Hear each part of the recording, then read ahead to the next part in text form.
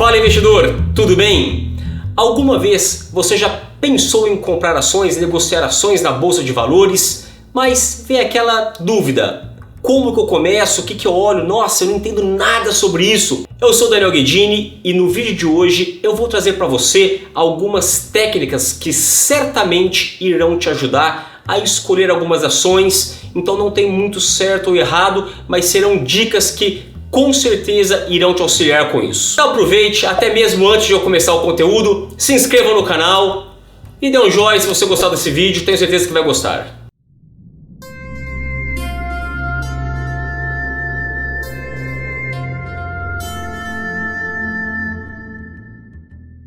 Então vamos lá. Provavelmente você que está pesquisando sobre ações já deve ter ouvido falar a respeito da escola fundamentalista e da escola técnica. Enfim, são duas escolas bem diferentes, onde alguns investidores utilizam uma, alguns utilizam outra e alguns utilizam ambas juntos para decidir qual ação comprar ou vender e quando comprar ou vender. Então eu vou falar um pouquinho a respeito de cada uma dessas escolas, começando pela escola fundamentalista. O que quer dizer fundamentalista? Vem de fundamento, ou seja, tem que ter alguma explicação que dê preço às ações, ou seja, por que uma ação está cara, barata ou no preço justo? O que norteia essa decisão? Bom, a escola fundamentalista ela prega o seguinte: o valor de uma ação depende da microeconomia, são fatores direcionados ao setor da empresa e à própria empresa.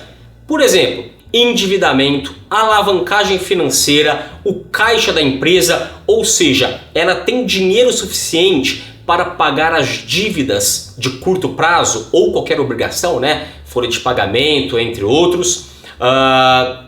O que mais? A escola fundamentalista ela também olha para o país. Então, microeconomia está direcionada aos fundamentos único e exclusivamente daquela empresa.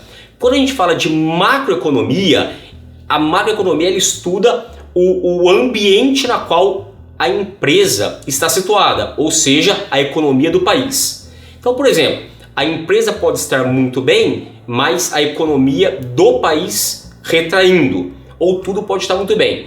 Então ela olha os fundamentos da empresa e também esse setor tende a expandir ou a contrair. O país está crescendo ou contraindo. A taxa de emprego está aumentando ou está diminuindo, dentre várias outras. Então, em resumo, a escola fundamentalista é uma mistura de análise de balanço com a análise da economia do país. De outro lado, temos a análise técnica. Os defensores da análise técnica acreditam no seguinte: se os preços passados das ações refletem toda a análise fundamentalista, então você não precisa analisar balanço nem macroeconomia para definir padrões de preços futuros. Você simplesmente avalia os preços passados, onde todos os fundamentos estão inseridos, e consegue traçar tendências para os preços futuros das ações. Então, quando você vê aqueles gráficos cheios de flechas e linha cruzando e etc., só desenho, essa é a escola técnica e que tem algum sentido, porque, de fato, os fundamentos determinam os preços das ações. Se todo o fundamento está inserido no gráfico, então analisando o gráfico você consegue traçar tendências para os preços futuros das ações. Voltando para a análise fundamentalista, você vai perceber que essa escola, na verdade, é o estudo de indicadores.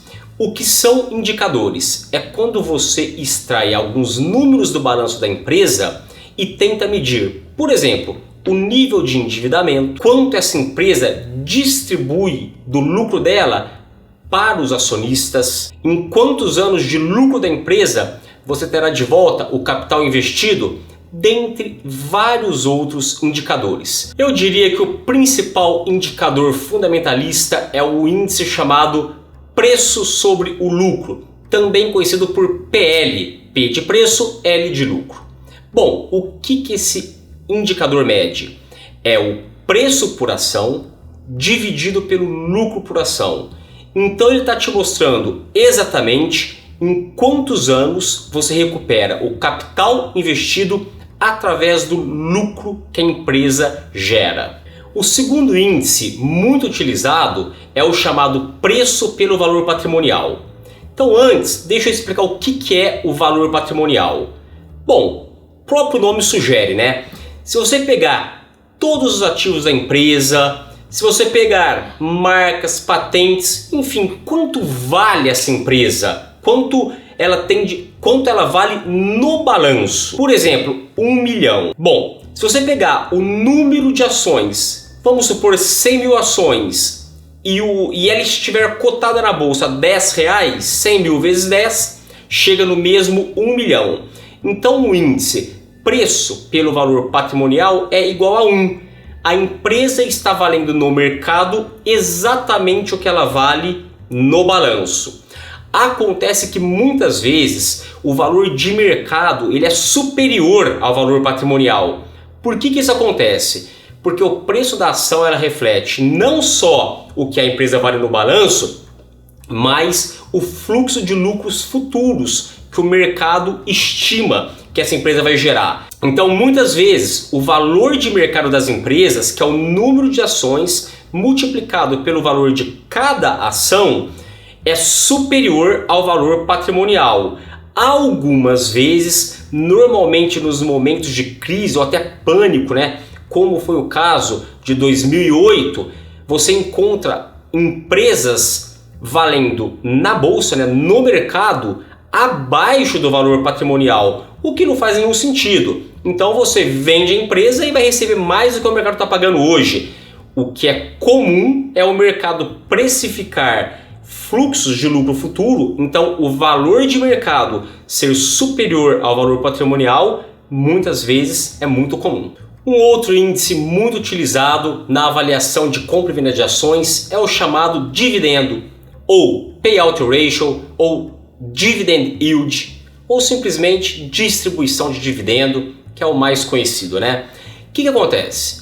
As empresas elas são obrigadas a distribuir pelo menos 25% do lucro líquido aos acionistas. Algumas distribuem mais, outras menos. Então muita gente, ao decidir qual ação comprar, prefere as maiores pagadoras de dividendo. Claro, né? Qual acionista não quer que a empresa distribua o lucro com ele? Então, quanto maior esse indicador, melhor para o investidor. E não podia ser diferente, obviamente. Se uma empresa ela é boa pagadora de dividendo, isso já é uma prova de que é uma empresa que gera caixa, que gera lucro, que está bem estabelecida. Então, tende a ser uma ação de menos volatilidade. Volatilidade é que sobe e desce muito. Não que não vai acontecer. Qualquer ação tem sim alta volatilidade, mas dentre as ações, normalmente as maiores pagadoras de dividendo possuem a volatilidade menor. Dois outros indicadores extremamente importantes para se considerar são o índice de distribuição, também chamado de payout ratio, e o dividend yield, ou simplesmente dividendo. Partindo para o payout ratio, ou índice de distribuição. O que é isso? É simplesmente dividir o dividendo declarado pela empresa pelo lucro líquido da empresa.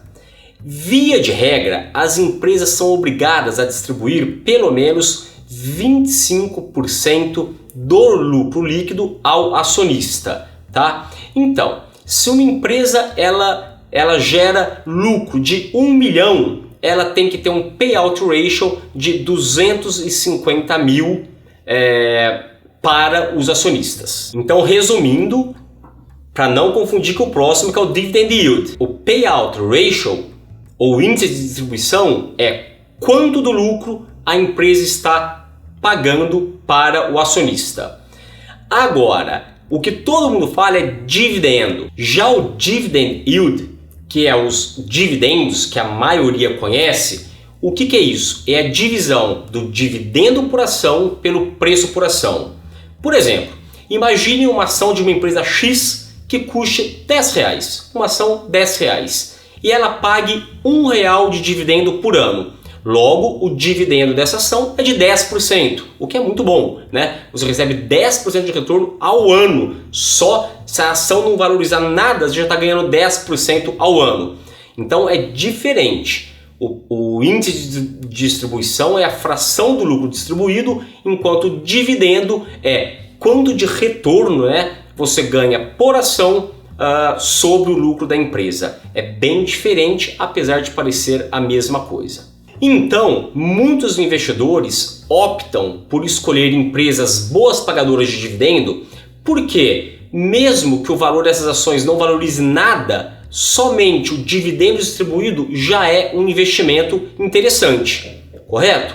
Bom, os setores que normalmente pagam mais dividendos são infraestrutura, telecomunicação e saneamento básico. São as utilidades públicas. Eu vou deixar aqui um card com outro vídeo que eu gravei falando exclusivamente sobre esse assunto de dividendos. Finalmente, vou falar sobre o índice de retenção, que é o inverso do índice de distribuição. Então, para você encontrá-lo, você simplesmente pega e subtrai o índice de distribuição, que nada mais é do que o dividendo declarado dividido pelo lucro da empresa. Apesar de os investidores que gostam de dividendos detestarem esse índice, o que faz todo sentido, o que acontece? Por outro lado, uma empresa que retém boa parte do lucro é porque está investindo na sua atividade, que deve gerar mais lucro futuramente. Então, normalmente, essas empresas estão em franca fase de expansão, o que também é interessante.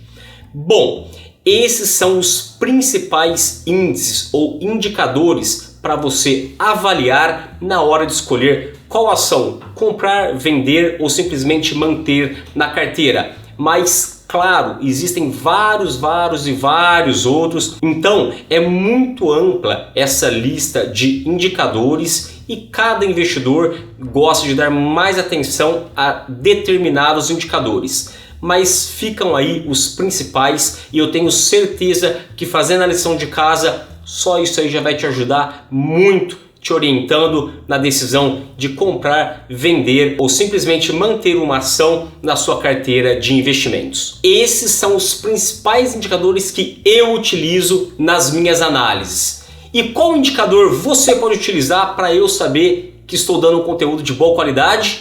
Like no vídeo, comentário, compartilhar com amigos, colegas, familiares, isso faz toda a diferença pra gente. Lembre-se sempre, o caminho para a riqueza é você quem faz. Até o próximo passo para a prosperidade.